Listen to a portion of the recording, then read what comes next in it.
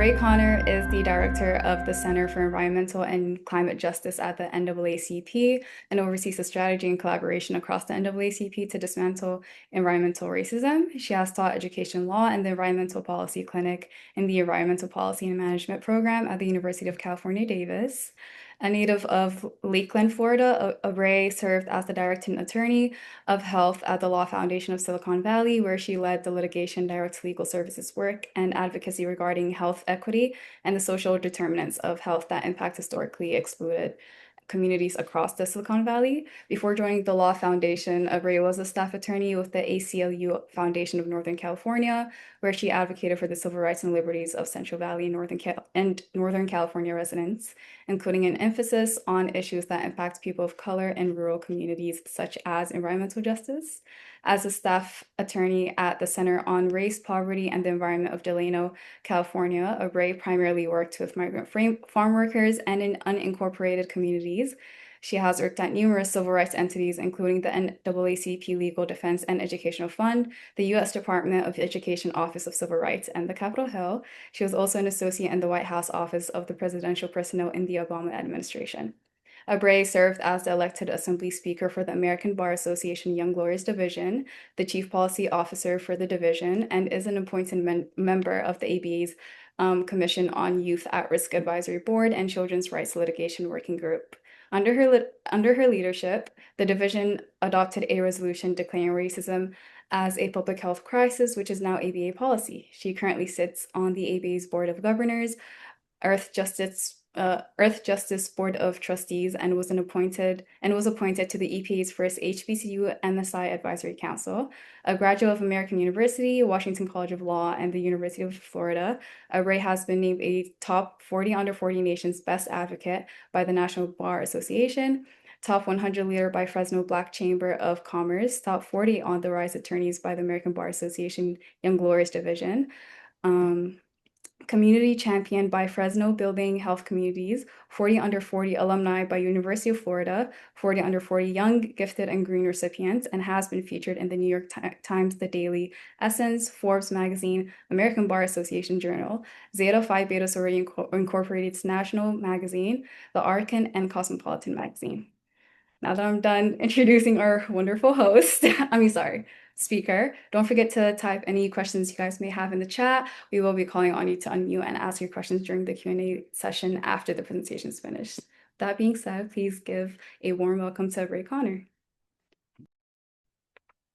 All right. Well, thank you so much, Amira, and thank you, Dr. Sheets, and thank you to Dr. Farah. I am so delighted to be here with you all to talk a little bit about how I incorporate science into the work that I do every single day, and a little bit about my journey as to how I got here. And so we can go to the slides, because a lot of times when people think about science and when, and I know even for me, coming from a rural town in the central part of Florida, I didn't necessarily always connect the dots of how science could be an area where you could do advocacy or work on behalf of frontline communities or communities most impacted in that way. And so there is a lot of work, especially within the work that I do now, where that intersects, and I'm going to talk a little bit about that. So next slide. So first, I would love to talk a little bit about how you all may define environmental and climate justice, because I know that these talks, some of them are dealing with maybe environment and climate issues. They're dealing with a whole host of different topics. And so would love to hear, I don't know if it's appropriate in this for people to talk out or just to put it in the chat.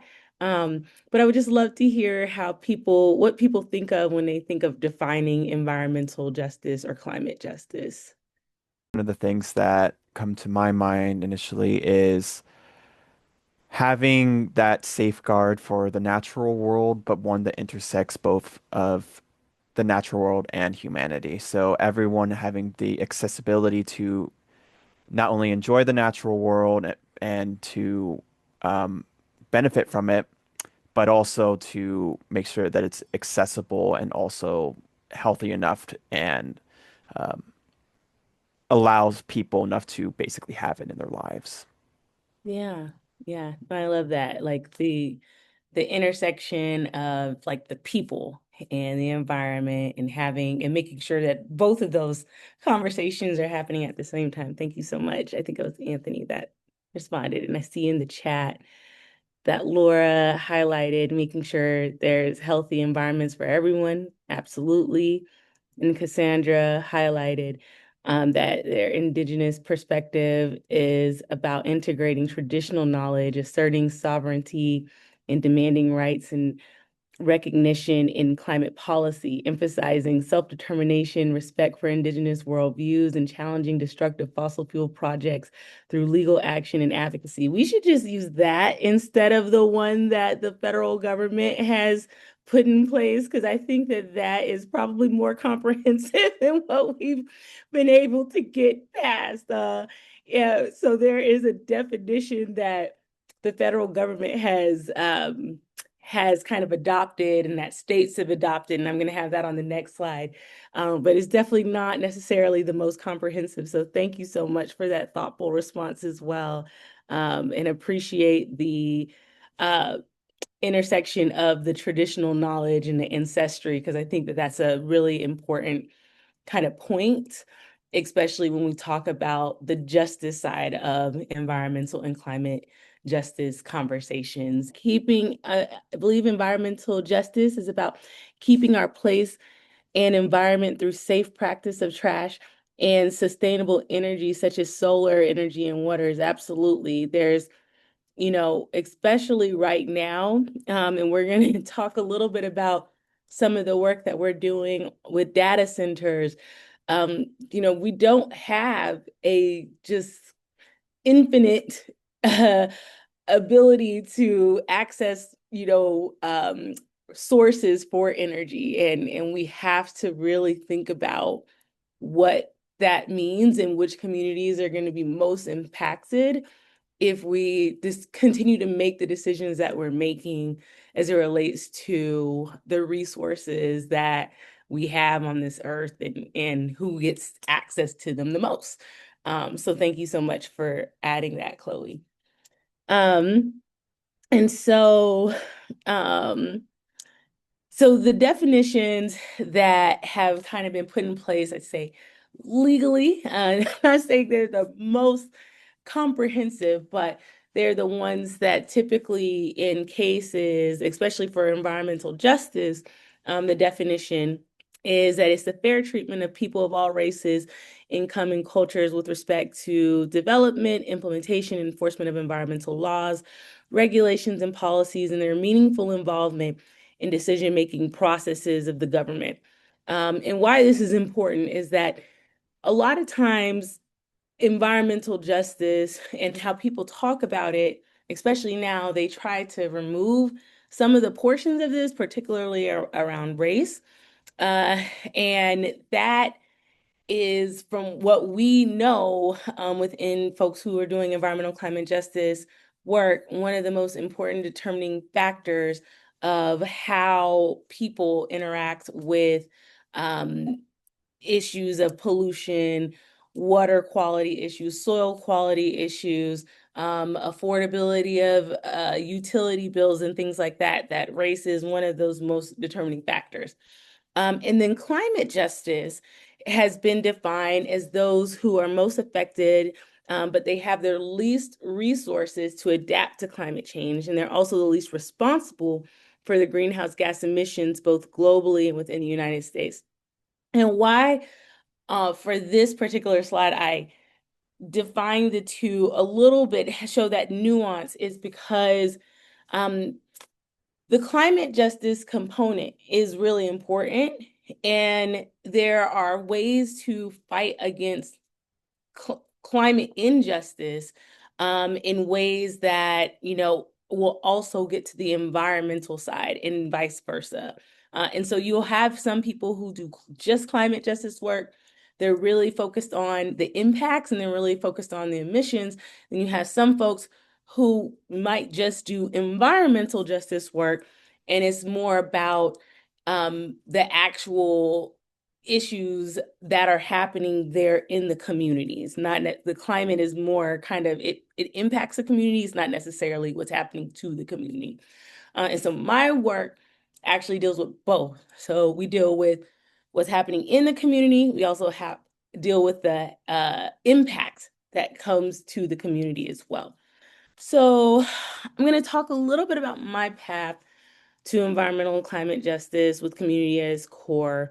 Um, I recently had well, not recently did I do the interview. I did the interview earlier this year with someone who is an advocate who was actually there in the 1980s. So back in the 1980s, there was a Black community in Warren County, North Carolina, who decided to fight back against pollution coming to their community.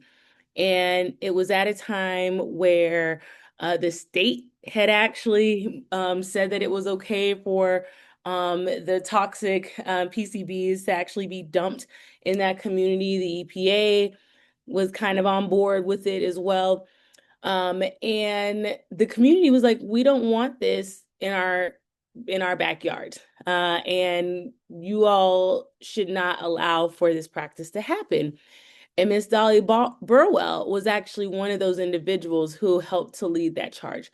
And what I found to be really interesting when I talked to her is it reminded me a lot of some of the work that I did when I first kind of learned about environmental justice as being a path that I wanted to do work in.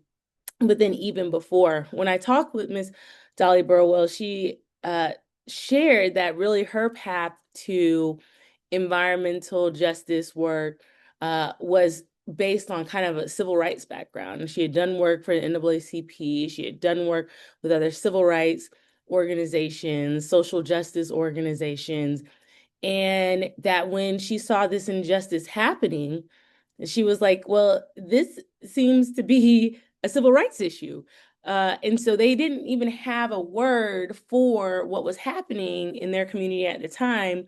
They just knew it was wrong, and they knew that it seemed to be happening to Black people, to poor white folks, to Indigenous folks who were there, and that seemed to be a pattern for where they were allowing for the soil quality, the air quality, the water quality to be impacted in a way that they weren't allowing in other places in North Carolina. And so for me, I actually grew up in the central part of Florida, in a small, more rural town. I grew up around a bunch of phosphate plants. I didn't know actually that they were phosphate plants at the time. I just knew that there was just a bunch of industry type of things that had what I thought was just smoke at the time that came out all the time. And I thought that it was really normal for people to have albuterol pumps. And I was an active kid, and I, played sports, and I did all those things, but I had no idea that where we lived and the decision for there to be concentrations of phosphate plants in certain communities was something that was related to my health, and that it impacted how I was able to interact with my environment. And it's not like we got, notices about the harm of living in that area. And it's not like, there was a clear process of people saying, hey, before they sign the next contract for this, you all should show up and talk about whether or not you want these plants to be in your community, and whether or not there's, whether or not you think this is a good idea or not. So it was by happen chance that I even learned about it later. And when I did connect the dots, it was because I had already kind of gone down a path of knowing that I wanted to do work within the civil rights space, but then learned as I learned more, I was like, okay, I think I want to do something in the environmental space as well. And so when I talked with her about her path, decades before um, I had started my path down this work, I found it to really resonate that some of the same issues that she was highlighting, that those were kind of some of the same things that were happening in certain places across the country. And that, seemed to also, for me, reignite a fire that we need as many people in this fight as possible, because these issues are still happening. And even though there's more awareness, there's definitely still more work that we can all do collectively together. Next slide. So I spent some time after I graduated I went to college in Florida, as was mentioned. Um, and when I was in Florida, um, that was kind of when I decided I was going to go to law school. I didn't quite know how that was going to happen because I was the first one in my family to go. And so I did a program at Florida State's College of Law, and I'm saying it publicly that I was on FSU's campus, but I was there, and that was where I learned about some opportunities of how to even potentially go about applying to law school or getting scholarships and things like that, so that I could afford to actually be in those spaces. And then I worked for my member of Congress, my senator, while I was up there in Tallahassee. And that's how I learned a little bit more about that intersection of policy work, and how that could be an avenue to potentially change everything. And I thought, like, oh, just go work in Congress, then I'll just fix all the laws that are wrong. And that'll be the easiest way that we can move forward, without, to have social justice for everyone. And so I went to law school, and that's what I did. I worked on Capitol Hill.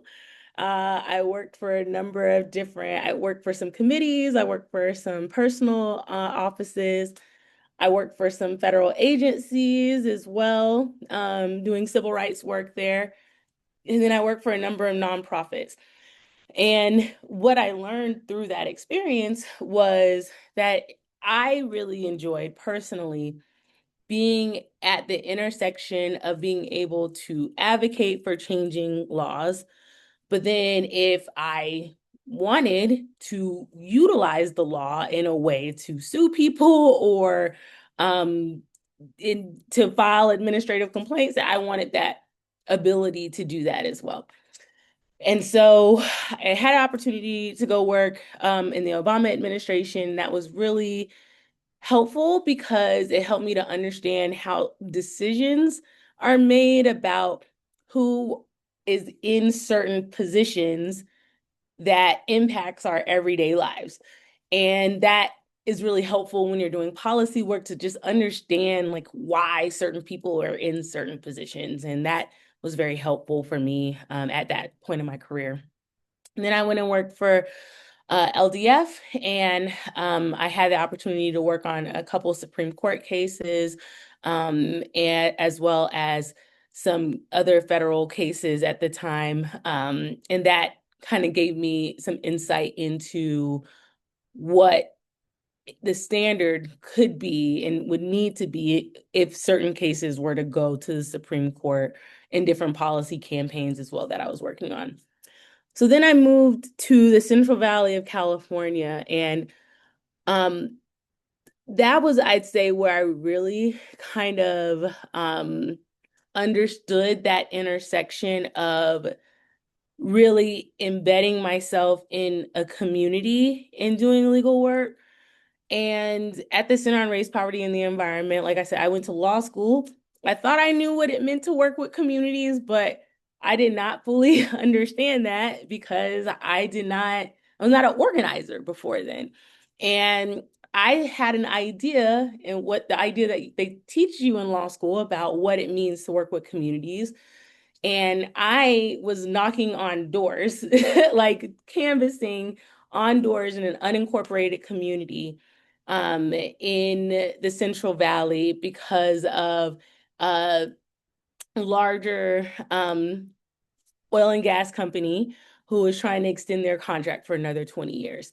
And so that was the best way to go about helping people to understand, what was happening, and to also talk with them about some of the misinformation and misinformation that was coming directly from that company as they were trying to do the same thing, going from house to house, and sharing how them extending that contract was going to be, those were the only jobs that those community members were going to have, and if they stopped the contract, then there would be no jobs and everybody would have to move. And so it was just a really eye-opening experience for me earlier in my career of some of the tactics that are used. And it also let me know that it was important for people from a lot of different spaces to be able to be part of these conversations, because information seemed to be really at the core of making sure that you could dismantle any campaigns that were being used to try to keep community from speaking out about issues that impact them the most. Then I moved to ACLU, did a lot more of that work, but then also expanded my portfolio, did a lot of work on civil liberties issues as well, and started to really understand how to litigate cases around FOIAs and open meeting requirements that were needed, as well as continuing to do some work in the environmental climate justice space. Particularly, one of the campaigns that I worked on, we were able to get a buffer zone passed for a pesticide, chlorpyrifos, that they were spraying that pesticide right next to the school. And so every time the students would go to school, they would get sprayed with a pesticide. And there was a gap in the law as it related to that. And in that campaign specifically, one of the things that was most impactful as we were making our argument to the agency there, so Cal EPA and the Department of Toxic Substances and Controls, was the data that folks within the scientific community were able to demonstrate the counter arguments that industry was trying to make it seem as though, oh, having this pesticide, and you would think, like, obviously having pesticide sprayed right near a school, like that should be obvious. But in a lot of these conversations, is not that obvious for people who are making decisions. And they love to see data. So having like that data and us being able to present that, we were able to get that buffer zone passed, along with the community organizing efforts, and us also highlighting the legal implications of them moving forward in that way, knowing what they knew about, the harms that it would cause to children. And then I moved to the Law Foundation in Silicon Valley. I was doing a lot of work. I led our health team there. But I'm going to just skip ahead to the work that I am doing now at the NAACP in our Center for Environmental and Climate Justice. I'm our first director for our center because we restructured, I'd say, about 4 years ago. And when we did, we restructured into 5 major centers, this center being one of them. Part of the work that I do is around disaster resiliency, and that part is under our sustainable communities work. Because there have been changes to NOAA, FEMA, and the EPA as it relates to data collection, sharing of data. So a lot of the climate observations that we would rely on in order to ensure that communities have what they need to prepare for flooding, to prepare for tornadoes and hurricanes and things like that. A lot of that information for many years, we were able to rely on that from NOAA, and some of it from the EPA. And then FEMA would use that information in order to inform the resiliency hubs and like where certain resources get deployed. Now we don't have any of that. And it's makes it a lot harder for communities to get the support that they need, even though we're in the midst of a climate crisis. So we also saw that the data that was previously there was being pulled from the federal government. There are several institutions who tried to scrape that information, but it's continuing to happen. Water quality tests have changed. It's just not happening. The technical assistance isn't happening the same way. And air monitoring has shifted to mostly state-led efforts. So we actually published a report where we utilized more state-based resources because of those changes in disaster resiliency needs. But one of the areas where we're going to continue to need a lot more help in this space is community-based science work and community and just scientific data research that's not related to the federal government. So one of the programs that we have actually launched is highlighting the need for there to be community-based scientists so that communities can feel empowered to be a part of the disaster resiliency process. And that helps to shift some of the narrative, especially now with the administration, the way that it has been around disaster resiliency back to the communities. Another area where we're doing a lot of work, and we do a lot of work with folks within the scientific communities, is our work around data centers. I specifically highlighted this picture to show the work that the Union of Concerned Scientists, who we do a ton of work with, how they are highlighting some of the concerns around data centers and how the intersection of that with energy bills. And what they did, again, was to use their platform to debunk some of the misinformation that's been going out into the world around data centers, somehow not being a part of the cause of people's utility bills going up. We are seeing data centers pop up all across the country, and communities are not a part of it. A lot of the concerns are around air pollution, water quality, and water scarcity. The grid, like I just highlighted there, quality of life, and a lack of a just transition. And so we came together, next slide, with next slide. Okay. We came together with about 80 different organizations, coalition partners. We had folks from the scientific community there who actually helped us to build out this frontline framework. And we also know that we actually filed a notice of intent to sue in Memphis, Tennessee, because there was a XAI, Elon Musk data center, where he was running unregulated gas turbines. And a lot of how we were able to make the case was based on scientific research and data highlighting the amount of pollution that was being utilized by this data center in Memphis, Tennessee.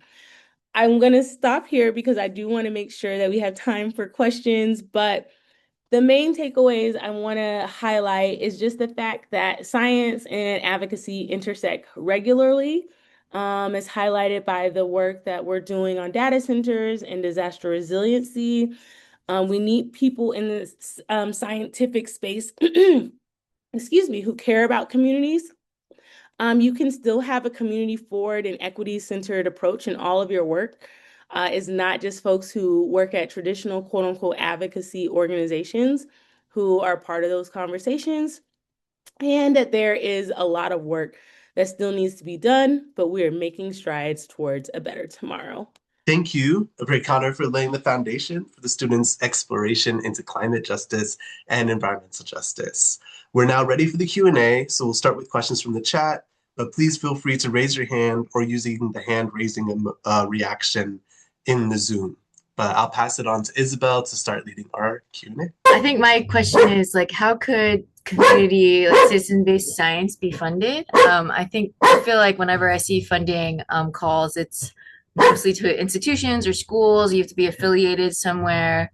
And that might not be the best place for like truly community-driven research. Yeah, no, I think that so so the that's a great question. And I from my work that I do and conversations that I have with folks who are in the philanthropic space, I think part of it has to come from a shift in their theory of change and how they see certain people being a part of certain types of work. So just to give an example, I remember a couple months ago, I talked to a funder who was like, "Oh, we only fund like legal work, and we only fund litigation." And they were at a convening, and they started to understand that like litigation doesn't just start with the filing of the case. You have to like mobilize people, do public education, you like have to find clients, all that stuff has to be done ahead of time.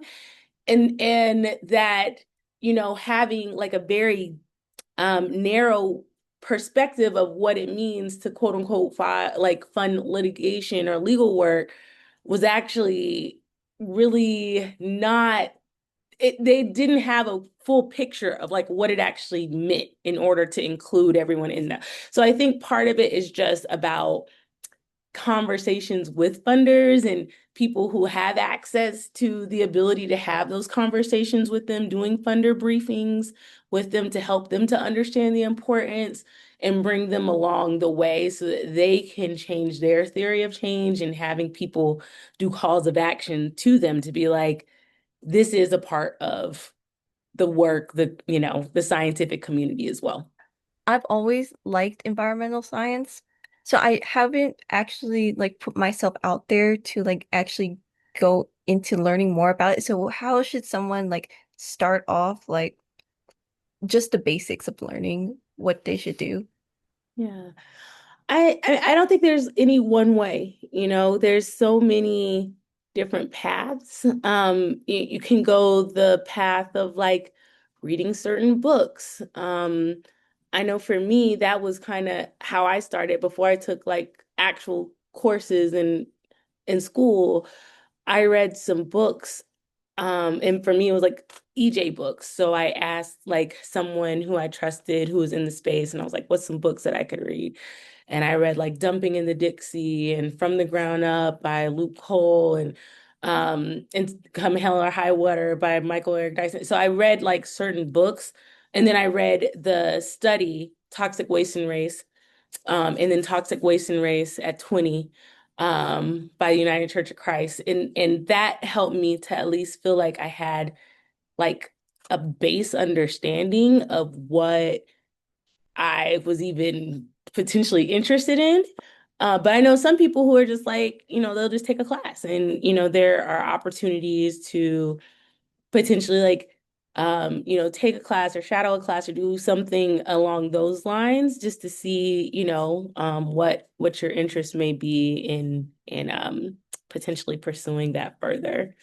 Thank you so much. I really appreciate you sharing all your insights. So going through that process, I know like through the legal aspects, it's such a long and drawn process. So it's not something that hope happens overnight. And sometimes through there are like pitfalls or hiccups. So how did you keep yourself motivated, others actively engaged and motivated? And then I guess the second part to that question is, in those moments, what did you learn about yourself? Yeah, the motivation part. I think it's just like helpful to have like a community, and people who are somewhat like-minded that you can, and for me, it was like I couldn't always, with the community groups that I was working with, be like, oh my gosh, like this is just these people are being so unreasonable. So someone that I felt like in those moments that I could trust to like vent a little bit to. Um, but it's also about, recognizing that in those moments, you may not necessarily like, it's like setting the expectation of what it is the actual goal is. The goal isn't always like the immediate success of that thing in that moment. Sometimes the goal is like pushing the needle and pushing the conversation, holding someone accountable, even if you're not sure if you're going to win. It's like sometimes it's literally about being like, we may not win, but you're going to have to fight us to to the end to prove that we're not right, because we know we're right, and someone's going to have to come along and tell us otherwise. And so sometimes it's just about like figuring out like what the goal is as well. And a lot of times too, I'd say like I do gain a lot of energy and hope from like community members that I work with, because I mean, a lot of them, I might be talking to someone who's in their 70s or 80s, and they're like, I've been fighting this issue since I was in my 30s. And I'm like, okay, well, who am I to complain? You can fight and learn about an issue and fight back for 50, 60 years. Like, I can do my part to help them, where they are in their campaigning, in their struggle at that point. Thank you so much. That was a really wonderful talk. My question mainly focuses on some of the tools slash strategies to engage people that almost might be feeling this kind of paralysis of none of my everything that I do, my actions is ultimately affecting the environment to a certain degree. There's no point. I might as well go for it. And so my question was kind of asking, what approach do you use to generate momentum in communities affected by environmental injustice? And do you have like a balance between using that emotional cues versus that data driven kind of argument? Yeah, no, it's definitely to your point, there's like some people are like, okay, like what's going to change? I think that sometimes the reason that some community members feel that way is because it can feel very isolating, and they may feel like, okay, we're dealing with this in our community, and like no one seems to care about what's happening here. So sometimes what I try to do is amplification through communication methods, whether it's like reporters who we may have, we're able to pitch the story of like what it is that they're dealing with. Sometimes it's helpful for other people to know just what's happening in a certain community and for them to talk about it, because sometimes that is enough to just like change what's happening on the ground.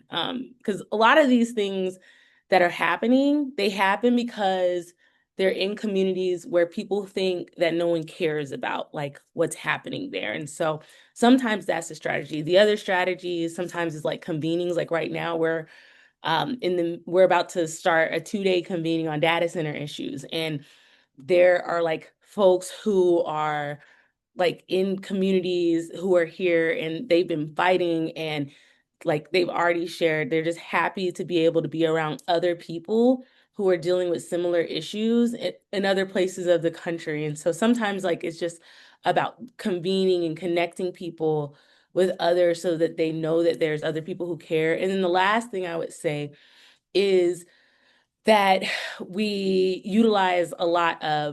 do use like personal stories and like trying to find like the wins and the successes, even if it doesn't feel like big to one community. To another community, they're like, you were able to move 3 elected officials, like city council members, like their perspective, like that's amazing, and they want to hear about that. And so it's like highlighting those kinds of wins. And I'd say that data is we definitely use data a lot, especially I would say in some of the fights where there are active misinformation campaigns.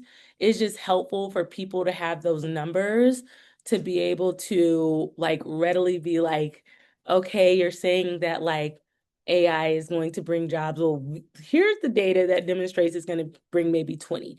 So how are you all able to share something different? And so it's about ensuring that people have the like information so they feel comfortable being able to have conversations, where I'd say particularly in the environment and climate space, people do try to throw around a lot of numbers who are not necessarily on the side of the community to try to intimidate people from feeling like they're able to engage in those conversations. And so data is a really powerful way of helping people to know that they are also supposed to be there. It's not just people from the industry who deserve to have a seat at the decision-making table in their communities.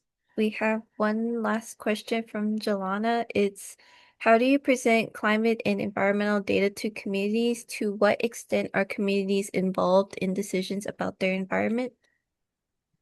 So I would say that we at the NAACP, so we actually have environmental climate justice chairs at our branches and at our unit levels. We have 2,200 units across the country. And so part of it is about ensuring that those people who are in like those positions, that they are clear about what is needed. Similarly, at the state level, we have an environmental climate justice chair. So I do like regular meetings with them once a month.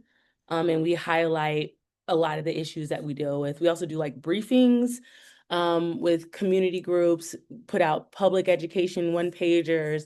And then as far as like how they can be involved with the community, are at the community level with decision making. One of the things that we do is we do a training to help people to engage with like what we consider our state advocacy hill days.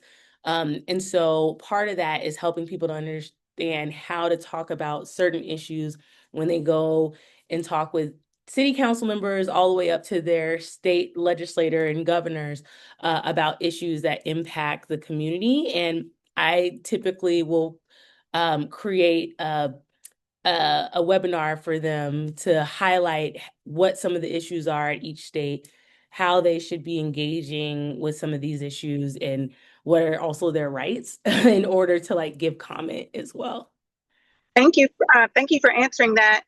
Um, to what extent, or if at all, do you all use like storytelling or like digital like media or videos to communicate to your constituents, whether it's a policymaker or young people or just the general community? Yeah. So in a few different ways. So our center actually launched a storytelling campaign, like a project is more for filmmakers. So it's called Climate in Color. And we work with filmmakers who are from frontline communities and who want to highlight environmental and climate justice issues within their storytelling.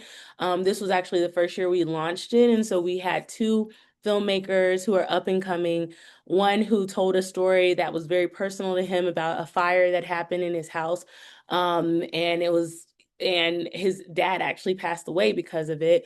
And we highlight the intersection of affordability and utility bills as to why certain wires weren't fixed in the house.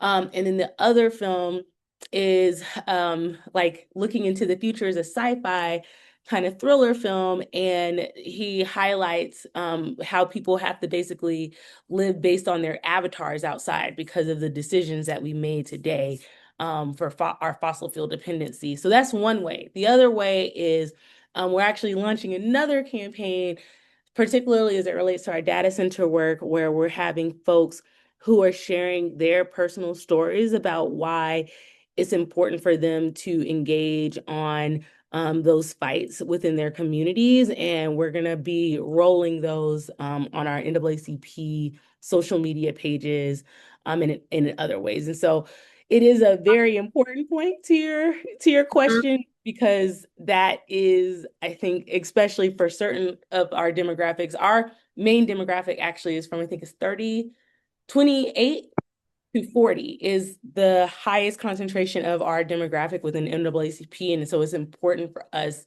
to make sure that we are engaging people where they are and how they would most likely hear that information.